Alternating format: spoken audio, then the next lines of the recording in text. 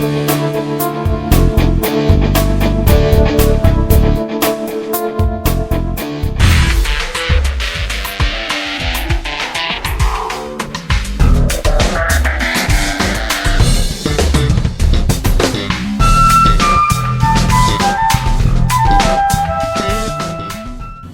to make your own hamburger. Do it yourself. This is an antelope here, pronghorn. I like deer and elk better, that's for sure. What we've done here, we've got a hind quarter, already started to take off some of it. The leg, muscles. What we're going to do here is basically just take some muscles off.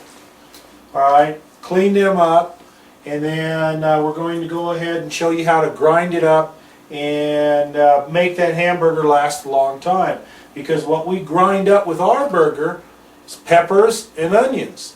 And it keeps the moisture in the burger, gives it flavor, and it will last a long time frozen. Now, again, this here's a hind quarter. We've already cut up a lot of meat. I'll go ahead and show you.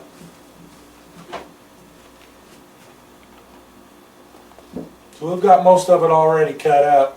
We're just going to do a little bit more. And then from there, I'm going to go ahead and show you how to grind it up. So what you do, I am not a butcher, that's for sure, as you can probably readily see. But you look for the main bones going into any select cut of meat that you have, and you basically start stripping away the meat right next to the bone. We usually leave a little bit more of meat on the bone here to feed to the dogs and I don't know, neighbor next door. But that's what we're doing here. We're just going to go ahead and strip away this meat. Now, while this is on, you see any extra sinew or something like that, it's usually kind of easy. What we did ahead of time, we had to wash this off a little bit. Made the meat a little bit kind of hard to hang on to, but what I'm doing here is I'm actually taking all this off. You want to get most of that off that you can, for when you grind it up, it doesn't get ground up into your burger. So what we're doing here, going down, we'll come back to the individual strips later, clean those up, and then we'll get everything ready for grinding. This is what we're doing here. Again, we're trying to follow the outline of the bone. And professional butcher I am not, obviously. But you know what? A lot of times you have to do what you have to do to live. And that means you harvest an animal, you take the meat, you prepare it the way you want it. You can turn it into roast, steaks, chops, burger. And that's basically what we're going to do here. Or you could go ahead and make jerky. If you want to make jerky, you take your hamburger and put that into a patty like, smash it down thin, and then you cut strips. Then you go ahead and put that in your food dehydrator or put it over an oven rack and dry it out that way. Of course, there's all kinds of herbs and spices you can use. So what I'm doing here, just stripping away. Now the grinder we're going to use, it's a commercial grinder, but it's kind of like a commercial home grinder. It's heavy duty, but we still have to cut it down in a little bit smaller strips of meat. Now this type of meat here that we have, you can actually go ahead and fillet this off into a steak or something, 3 or 4 pieces, put it into the bag, freeze it, and then get it out in the morning. You can go ahead and use it for breakfast meat, what have you. What we're going to do here, again, we're just going to go ahead and cut this meat up, get it ready to be ground. Now as you cut through the meat, if you find any places like this, it's always best to cut those away because you don't want to go ahead and grind that up. Incidentally, you ever have a problem with any type of meat that starts to develop a slime or a gel-like coating on it after being out a while, vinegar, white distilled vinegar or apple cider vinegar will take away all that slime coating. Years ago, when I was talking to some butcher friends of mine, done a lot of taxidermy work for them, etc., they told me that in all the decades coming up, if it wouldn't be for vinegar in a lot of situations, some butchers would go out of business. And that's when I started to question him, and I got all kinds of little ins and outs of what was going on years ago. But anyway, with all food inspection statutes and everything we got going today, most of our food supply is pretty doggone safe. Doesn't mean accidents don't happen, so you always got to be careful with it. So that's what I'm going to do. I'm going to go ahead and continue following this pattern, cut the meat the way I want it, and then put it in here, come back and clean it, and then I'm going to go ahead and get the table ready and have the machine, have the grinder on here. We're going to grind through some onions and peppers and things like that, and then we're going to go ahead and grind the meat. And I like to grind the meat twice too. So we'll be back here in a little bit once I get this part done, and we'll show you how to go ahead and make that hamburger last a long time, have a good flavor, because you can use the hamburger for meatloaf or whatever it is else that you want to go ahead and cook. Thanks. Okay, I just want to turn the camera back on here for a moment. A lot of times in meat, you're going to find glands. Certain area right here. Always make sure you cut any glands out of the meat. You don't want to grind that up. You don't want to eat it. Obviously, you don't want to cook it, contaminate everything. So basically, just cut it off. Now, you're going to think, well, I've already contaminated my hands, my knife. Not really. But if I would have ground that up into the meat, I would have contaminated everything. So, if you ever come across any glands, cut them out when you get ready to butcher. Okay, I just thought I'd throw that in there and let you know.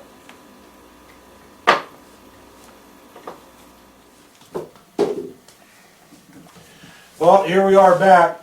What we're going to do now, have the grinder set up. And we have the meat over here.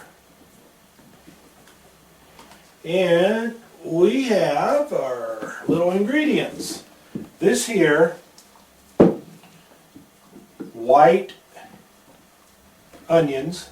You can use yellow, purple, whatever type of onions you like. The white onions are usually a lot stronger tasting.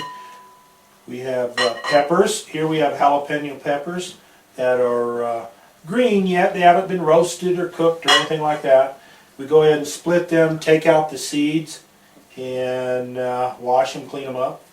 And what we're going to do, we're going to take all that, grind it right through here, the grinder itself. Then we're going to put that back into the bowl. We're going to grind some meat, and I like to grind the meat twice. We'll run it through once, and then I'm going to come back and run it through again. And at that particular point in time, I'll probably take a handful, basically about a cup, and throw that through the grinder, and that mixes in with the meat itself. Okay, let's get started here. First thing I'm going to do is go ahead and grind up all this.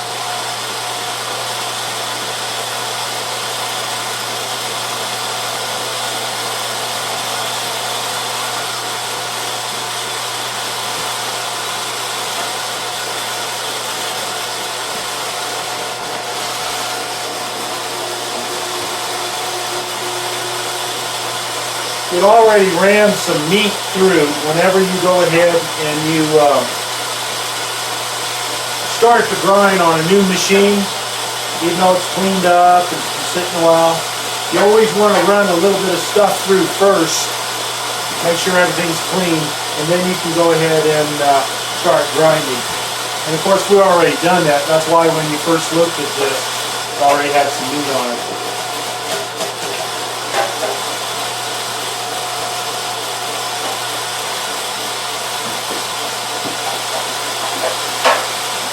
Always use a plunger, never stick your fingers down there.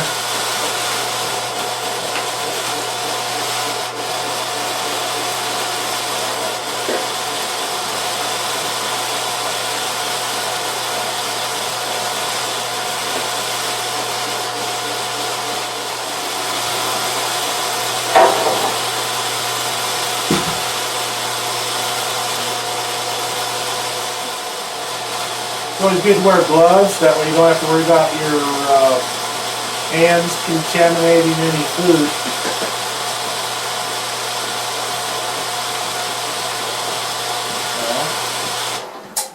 Now what I'll do is I'll transfer this back into this one bowl. Hopefully I won't make a big mess. How about that? Not a big mess. So, again, what we're going to do, we're going to start to grind the meat. And basically what we do, however strong you want this to be, will determine how much peppers and onions that you mix in with it. Usually, about a 10 to 20% ratio is what we like. Sometimes a little bit more. And what that does, again, all of the peppers and onions that are mixed in retains the moisture into the meat for long periods of freezing, and it adds flavor. And then from there you can get out your ground burger, whatever it may be, pronghorn antelope, deer, elk, bear, what have you. Then you can go ahead and make a meatloaf if you want, something of that nature. Now, on anything like bear or pork or something like that, that has to be well done cooked. You know, you have to be real careful on that. But as far as antelope and deer and elk, even beef, you cook it to taste. So let's get started on grinding this.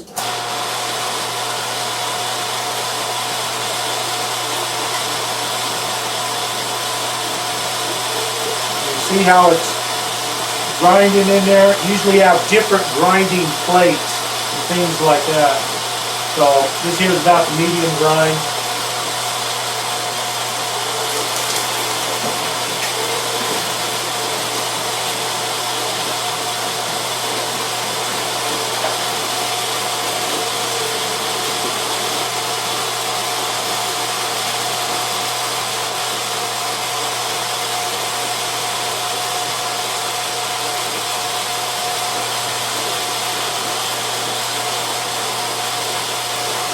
Either you do it, you pay someone else to do it. So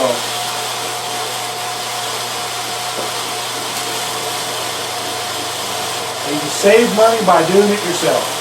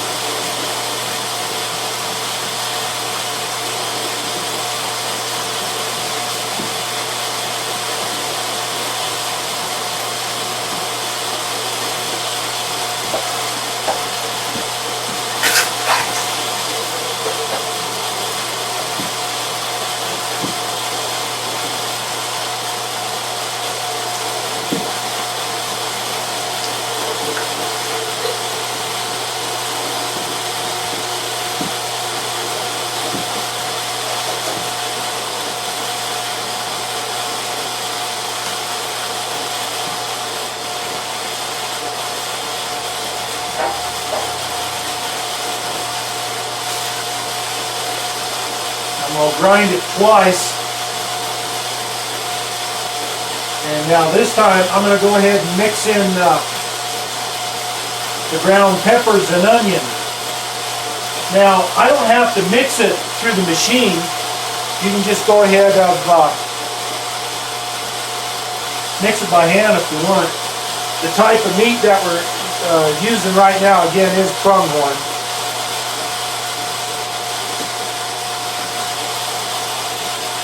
I prefer deer and elk. So, what we'll do here,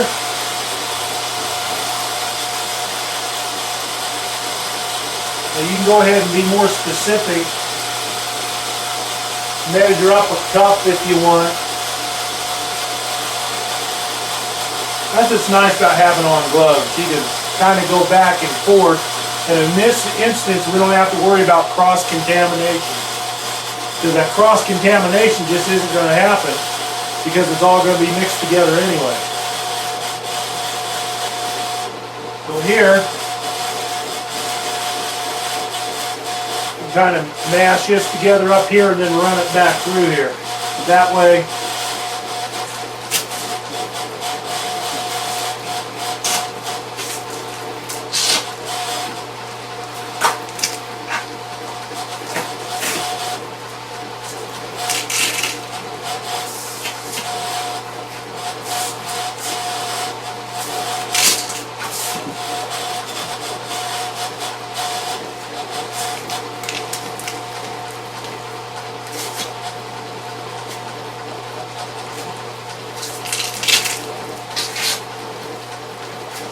all that's mashed and mixed in with the meat. And again, you can do it by hand. Just grab some, do it by hand if you want. But I'm just showing you this method right here.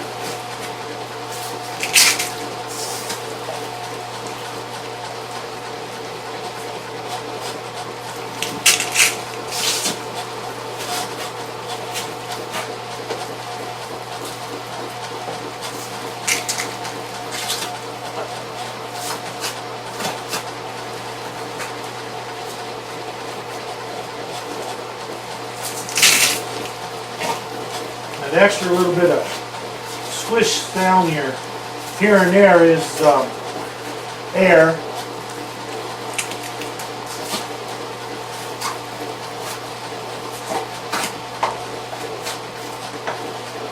What I'll do, I'll go ahead and finish this little part here,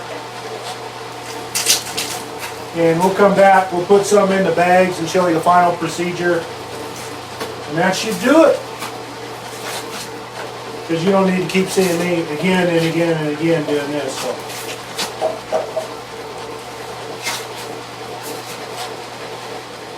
Well, we're done with this part.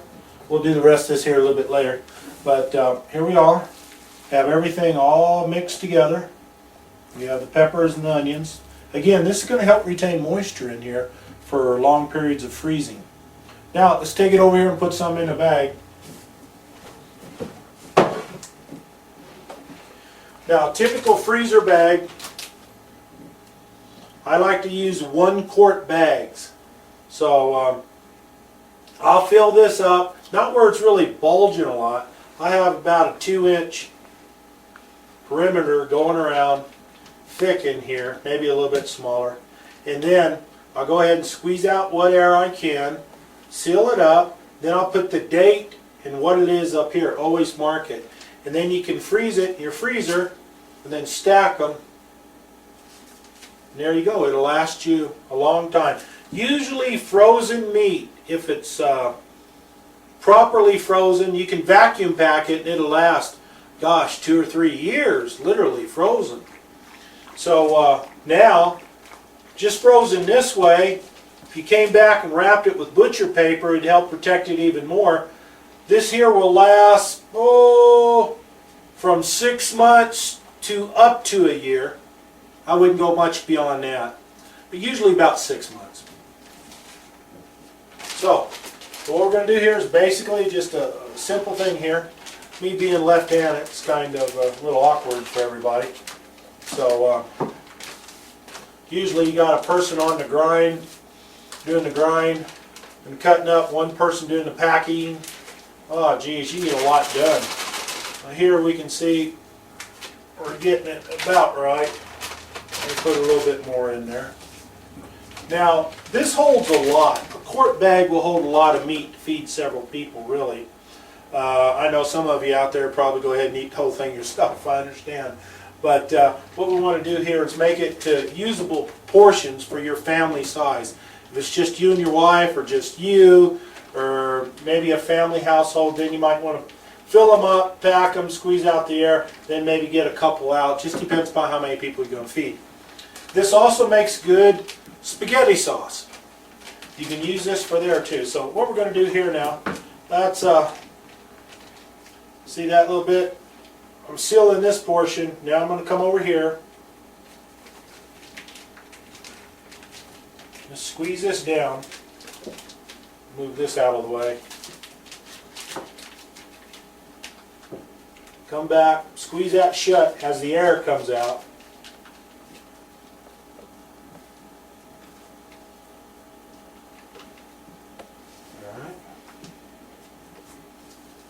Right. This is all sealed. Now I'll come back later, once I get the rest of them done. I'll put down the date, what it is, and there you go. Let's go ahead and freeze those, and that'll feed you. They're good for everything, from meatloaf to hamburgers to making jerky to anything. Spaghetti sauce, you name it. It works. And you can make your burger last a lot longer this way. And it's already has all the flavoring in there. And if you want other spices, just mix them in. Thanks.